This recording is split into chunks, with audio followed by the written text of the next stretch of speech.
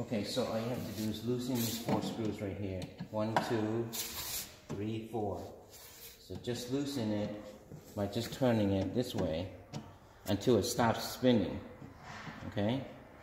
It's not going to come off. All you do is loosen all 4. Then you have to loosen this side as well, but you have to take the drawer out first. And to take the drawer out, you have to push this side up and then the other side down. And then hold it and pull straight out. Same thing with this. This side down, the other side up. Pull it, come right out. So the screws are the same thing. Loosen the 4 screws here, here, here, and here. So when the screws are loose, you should